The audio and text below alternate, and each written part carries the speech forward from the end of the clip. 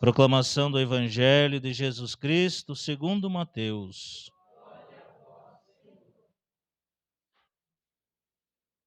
Naquele tempo, Jesus entrou na barca e seus discípulos o acompanharam.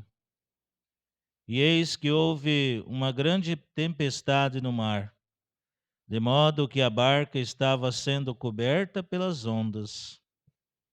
Jesus, porém, dormia. Os discípulos aproximaram-se e o acordaram, dizendo: Senhor, salva-nos, pois estamos perecendo.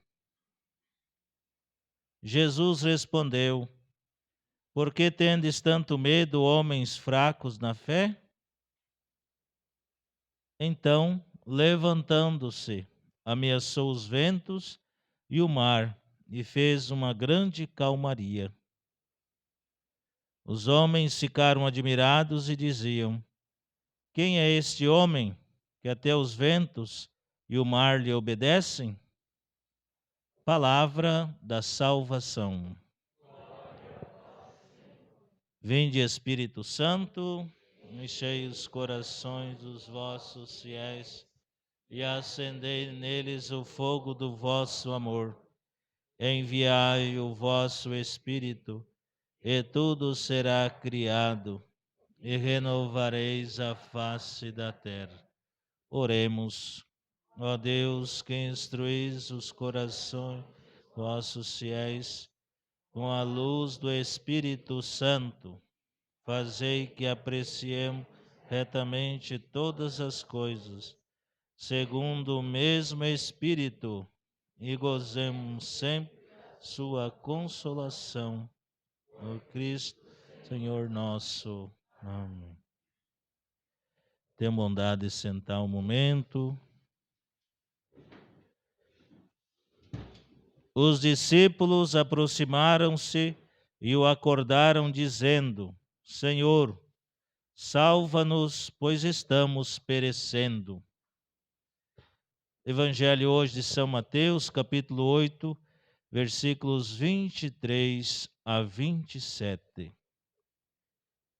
No Evangelho de hoje, nós encontramos o episódio da tempestade acalmada, que coloca em prova a fé e a confiança daquela pequena comunidade dos discípulos em Jesus.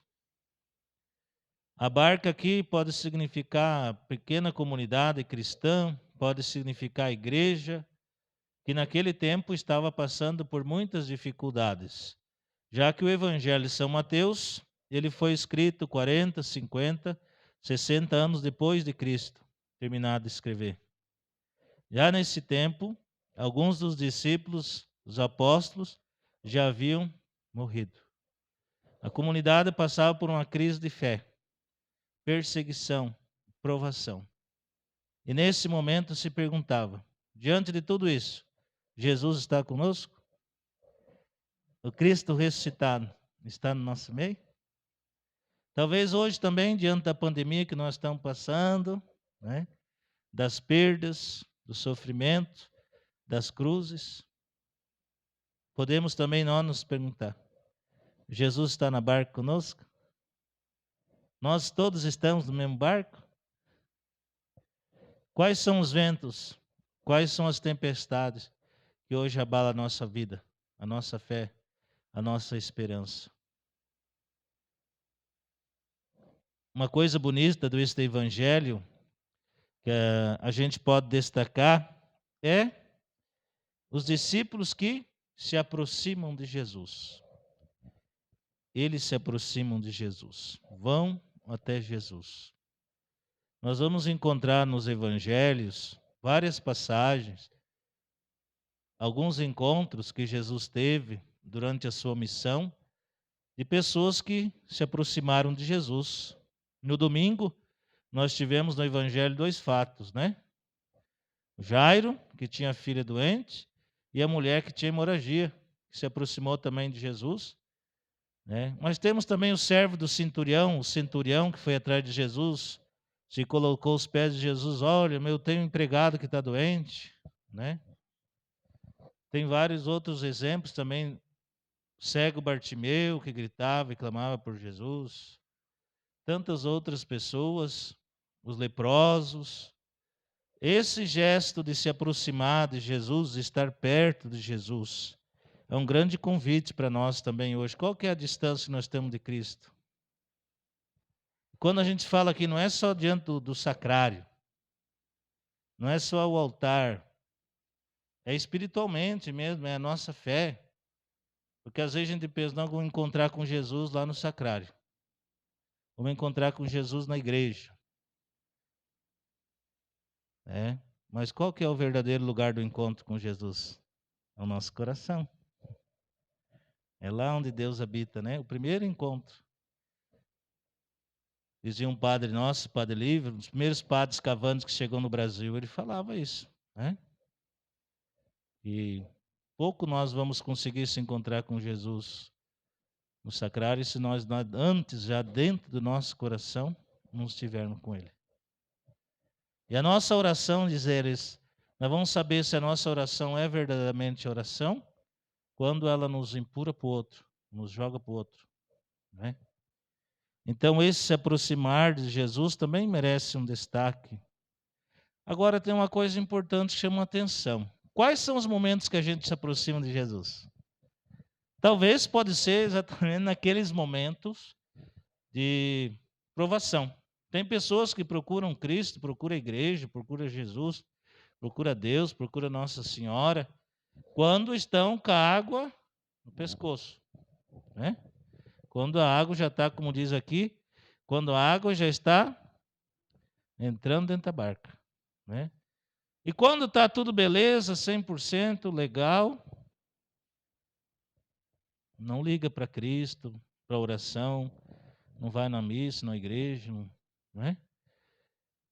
Mas podemos passar por essa dificuldade também.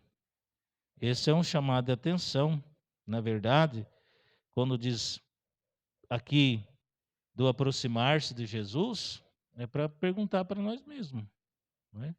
Quais momentos da minha vida que eu procuro Deus? Se às vezes a gente procura Deus só nos momentos difíceis, então está na hora também, às vezes, da gente começar a avaliar o tamanho da nossa fé, da nossa esperança, da nossa confiança, né? E depois, uma mensagem bonita deste evangelho também é que quem que é esse homem que até o vento e o mar obedecem? Vocês sabem que o mar naquele tempo era um considerado lugar das coisas ruins, né? Porque os antigos navegadores diziam que do mar vinham os monstros, né? Os demônios.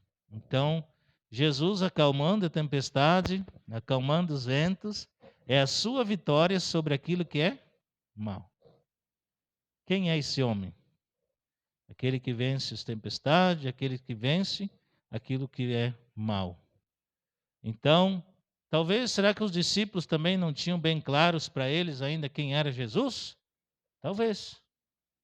Porque, como se diz, não basta estar com Jesus, não basta fazer esse encontro com Jesus para dizer que eu conheço Jesus. Aqui é uma dimensão interessante da nossa fé. Porque Judas esteve 3 anos com Cristo e não se converteu, né? Não é só dizer, não, eu estou com Jesus, que não. Para conhecer Jesus, eu acho que também na nossa relação humana de comunidade, de ser humano, a gente precisa estar com a pessoa. Talvez se encontrar com ela, conviver, talvez até sentar na mesa, como Jesus sentava, e foi lá, os discípulos de Emaús conheceram Jesus ao partir o pão, né? Talvez convidando para fazer uma refeição, né? Jesus foi várias vezes convidado para fazer. Quem é que você convida para ir comer na tua casa? Dificilmente a gente convida alguém estranho. Às vezes a gente convida alguém que a gente conhece. Talvez nesse tempo também a comunidade cristã estava passando por esse grande desafio, porque as pessoas que estavam na frente da comunidade já não eram mais os apóstolos. Eram pessoas que agora tinham que dar testemunho. Não tinha mais a presença física dos discípulos de Jesus, né? Então, talvez, mas será que se esse Jesus que vocês estão falando, mas será que ele, de fato, ele, né, existiu? Então, aí a comunidade passava por esse grande questionamento. E aí então Jesus fala, né? Olha, por que vocês têm tanto medo, homens fracos na fé? A fé, o encontro com Jesus, então, ela pressupõe a fé. E a fé é um dom. E como o dom é algo que a gente recebe de Deus, então a gente tem que pedir o dom da fé na oração. Aí, nesse tempo, a gente tem atendido muitas pessoas lá no santuário, pessoas que vêm que conseguem conviver com o luto, pessoas que se encontram com ansiedade, depressão, síndrome do pânico, e pessoas também que perderam a fé. No sentido que a dor dela é tão grande que ela não acredita por que Deus está deixando ela sofrer tanto, né? E aí vem a palavra de Jesus, né? Homens fracos na fé. Porém, quando São Paulo diz assim, quando que a gente vai saber se a gente tem fé ou não? É que exatamente naquele momento que a gente passa por uma provação, né? Então, ser homem e mulher de fé não significa, como a gente comumente fala assim, não ter nenhum problema, não ter um desafio para enfrentar, nenhuma cruz para carregar, nada, nenhum problema para resolver, que ótimo seria, né? Mas talvez nossa fé seria uma fé tíbia, e talvez em qualquer tempestade, qualquer onda que batesse na nossa canela, a gente já pulava fora. Como é que a gente amadurece? Não é enfrentando os problemas? Né? Como é que a gente mede o grau de maturidade de um casal, por exemplo, do matrimônio, ou de uma pessoa? Pelo grau de maturidade que ela tem de assumir as responsabilidades e resolver as questões pessoais também sozinhas. Né? Ou a dois. Que na verdade não tem como a gente medir, dizer, não, essa pessoa está madura, aquela não está. Mas na dimensão espiritual, na fé, é essa. Dizer assim, não, eu tenho problema. Nossa, padre, parece que o senhor não tem problema. O senhor falou que perdeu 8 pessoas da família do senhor na pandemia, parece que não vejo o senhor chorando, não vejo o senhor, né, e tal, com depressão, tomando remédio. Mas cada um tem um jeito de enfrentar a situação. E para mim a fé não significa que eu não sofro. Lá dentro de mim, sim. Mas a minha fé, a minha crença em Deus que está comigo, que me dá força, o Espírito Santo, cada dia. Claro que de vez em quando bate aquela saudade, né? Lembrança. Ah, claro que vem. Mas daí tu lembra que tem um Deus mais forte, que te dá força. Lembra da tua missão, que às vezes tem pessoa que está sofrendo mais que você, tem pessoa que está precisando de você, da tua palavra. Então temos que tirar a água de dentro da barca com um balde, né? E tocar para frente. Então todos nós passamos algum momento da nossa vida por essa tempestade, né? Pelos ventos. E como dizia os santos da igreja, dá um ajustado na vela e continua, né? Não é assim? Eu contava ontem para os meninos lá no seminário. Uma vez eu estava para sair, o evangelho de ontem era muito duro, falava dos mortos que devem enterrar os seus mortos, né? Então, e você vem e segue-me. Tinha uma época na minha história que na minha família deu muito problema. Eu tinha um cunhado meu que foi assassinado no Paraguai no dia de Natal. E naquele tempo não é que nem hoje, que tinha carta, que tinha celular, que mandava mensagem, WhatsApp, essas coisas, Facebook, né? Muita coisa a gente ia saber quando chegava lá. E daí eu lembro que uma vez a minha irmã, depois que faleceu o cunhado assassinado, ela ficou com 4 crianças pequenininhas. E o pai e a mãe foram para lá para ajudar a cuidar da piazada e da lavoura, dos maquinários. Só que no dia do ocorrido, o pessoal deu muito calmante para ela, no sentido dela não querer ela fazer ela sofrer. E aí ela ficou ela ficou uns 2, 3 anos assim, meio fora, meio gira, sem muita noção. Então, aí o pai e a mãe foram para lá para ajudar. Só que foi um momento muito difícil, né? Ela achava que tudo que ela fazia era certo, que o pai e a mãe não deviam se envolver, e assim foi muita coisa fora, muita coisa, né, de bens. As pessoas viam que a pessoa estava frágil, né? Chegava ali, papá, negociava e tal. E daí tinha coisa muito forte lá na discussão. E daí eu cheguei de férias exatamente naquela turbulência, né? E aí a mãe não queria mais ficar, e o pai tinha que ficar, e as crianças não respeitavam os voos. De repente já tinha um namoradinho por ali. Enfim, muita coisa assim, muito difícil, né?